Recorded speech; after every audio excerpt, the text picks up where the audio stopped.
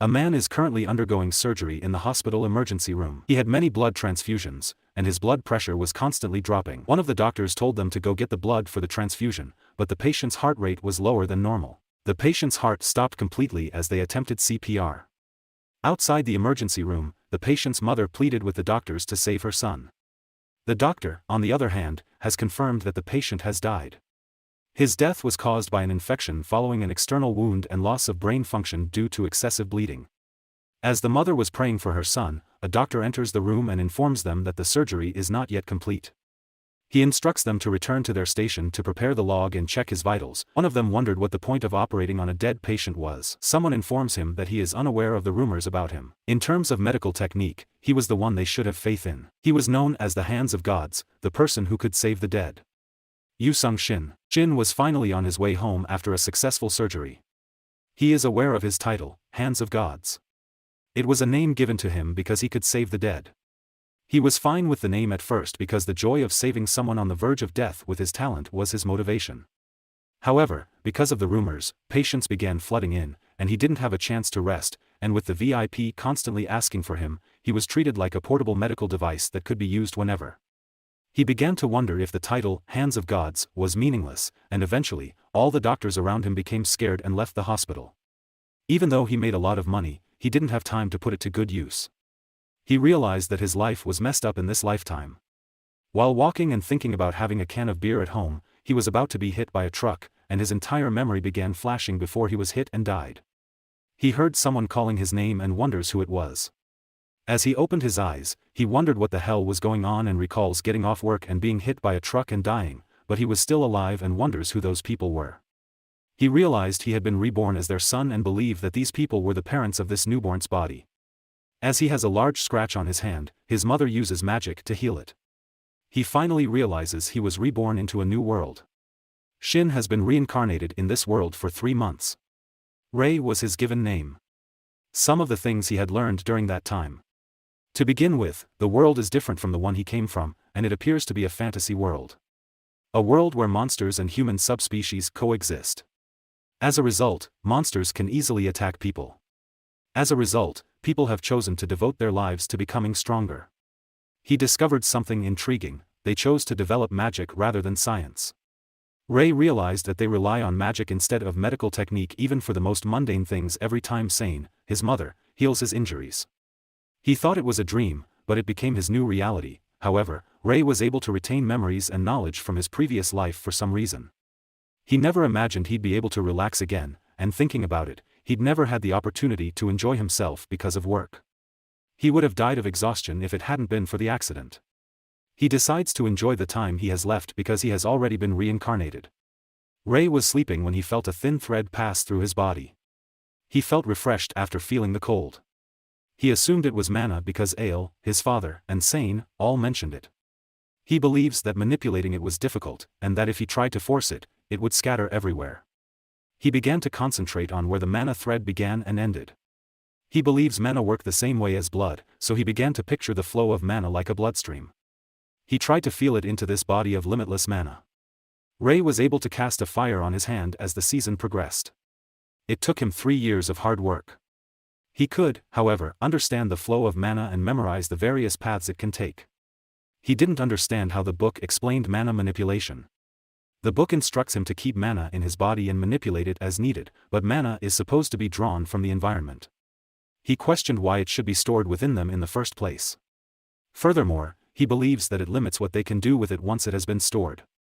He realized that no matter how he viewed it, it appeared insufficient.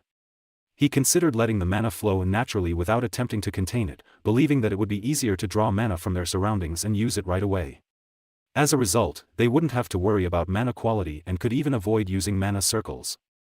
He thought it might be a dangerous method that was not described in any book. He believes it is worth a shot. Rei's mother believes he is destined to be a magician while he is reading the book, but his father tells her that with his physical build, he could train as a swordsman. During their conversation, the mother wonders if he is overly invested in books and believes that kids his age should go out and play with their friends. She was only concerned that Rei would want to read books. When his mother entered the room, she noticed that Rei was still reading. She decides to invite him to play with her, and Rei believes she is going to teach him magic. In such, Ray became overly excited to play with her, which caused her mother to misunderstand and should have asked him to play earlier. Ray has never been outside since reincarnating, so his mother decides to take him outside. Ray went outside and started running around. He realized he'd never felt so free. He was forced to live under constant pressure prior to reincarnation, and as a result of others' expectations, he was slowly dying from the inside out. He felt relieved that he had been reborn into this world. He thanked his mother for allowing him to go outside. Ray had a recurring dream in which he spent the entire day with all of the patients and was constantly in and out of surgeries. He eventually wakes up and vows to himself that he will not live like his previous life again. Ray asked his mother to teach him magic at home. She used her hand to cast the fire spell. His mother expected it to surprise him, but Ray had already used that magic several times. Ray asked his mother if there was another way for her to transform mana. He uses fire to demonstrate his point. By consuming mana, gathering mana to combust, and applying friction. Instead of transforming the mana 3 times, he wonders if doing it once is easier. His mother was taken aback by the advanced question and explained that it was not impossible. She tells him that it is theoretically possible if the 3 events are grouped together and then stabilize. Ray remembers what his mother said and tries to do it, which leads to him casting a spell that surprises his parents.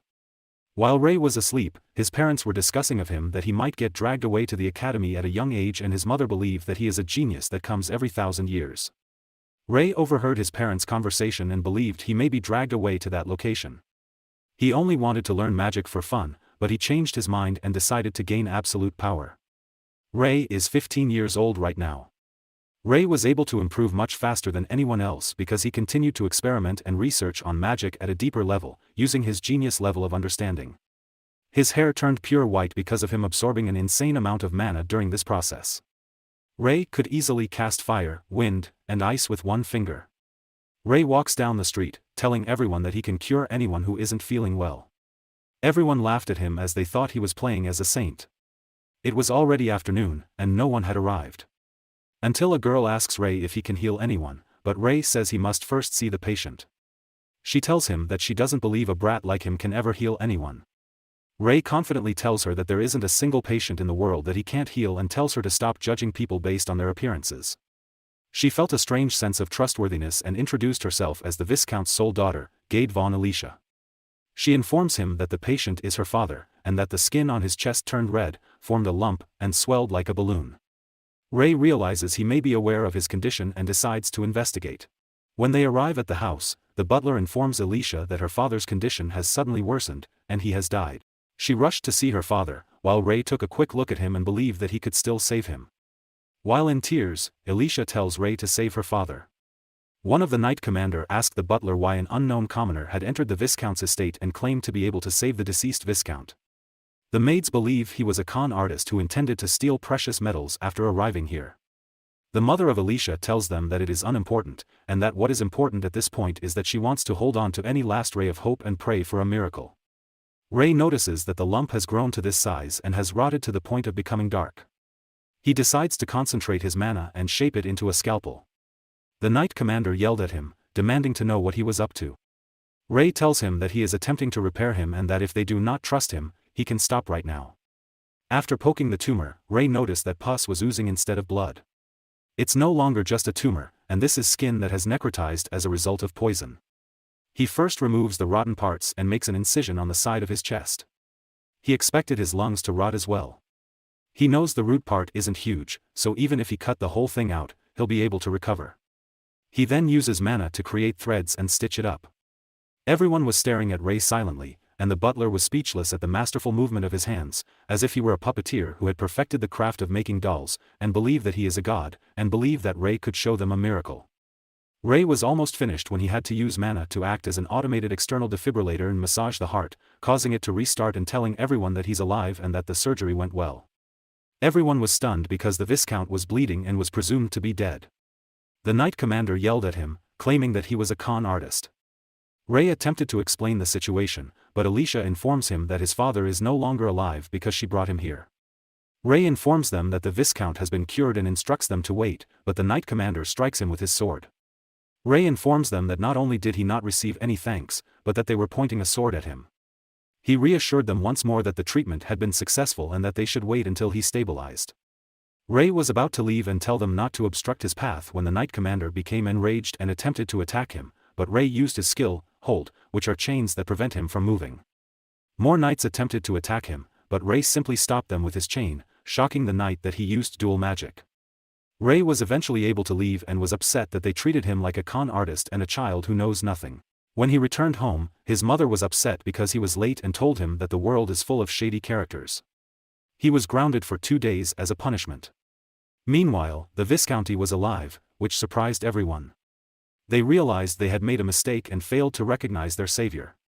Alicia's mother orders the Knight Commander to take responsibility and find Ray as soon as possible because the matter threatens their family's honor. She tells him to apologize directly to Ray for his rudeness. The butler wondered if he was a saint. They had never heard of a saint who could use magic. The Knight Commander instructs them to look at the Viscount's peaceful expression and conclude that he has died. He wondered how it was possible if it wasn't a saint who raised the dead. The saints are chosen by God and have immense divine powers. They are beings who can hear God's voice. They are beings loved by God, as well as God's representative and incarnation.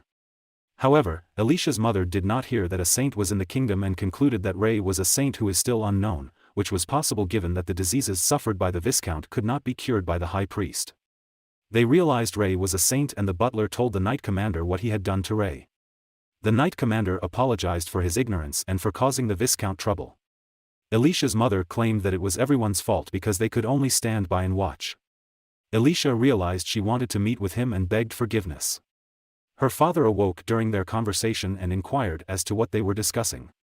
Alicia explained that a saint had cured him, but they had been extremely rude to Ray. The Viscount orders them to mobilize all the mansion's resources in order to find Ray by any means possible. Ray is currently outside with his mother, learning how to cast the healing spell. She explained that heal is a spell that uses mana to boost the vitality of the target. She instructs him on how to cast the heal spell on a tree branch and discover a deer. It flees, but his mother orders him to pursue it. Ray questioned why he was putting so much effort into learning to heal. He wanted to make sure he could do everything he could to save as many lives as possible. People here fear him because they are uncertain about what happened in the past, rather than understanding his knowledge of modern medicine. Ray was able to capture the deer and unleash a large amount of mana, which alerted his mother, and the deer died after Ray healed its injured leg with healing magic. Ray realized it could be because of his mana vessels, and if he used the heal spell on a person, they would die, so he decides to avoid using it. His father wondered what the special occasion with the stake was, but it was Ray who caused the deer to die with healing magic. They started making fun of him, so he promised to never learn healing magic again. In the Holy Empire Gaia, the Lord requests that the Holy Empire's Pope find the new white-haired saint. It informs him that the new saint is 15 years old and is currently in the country of Cilia, and that he must be brought to the Holy Empire.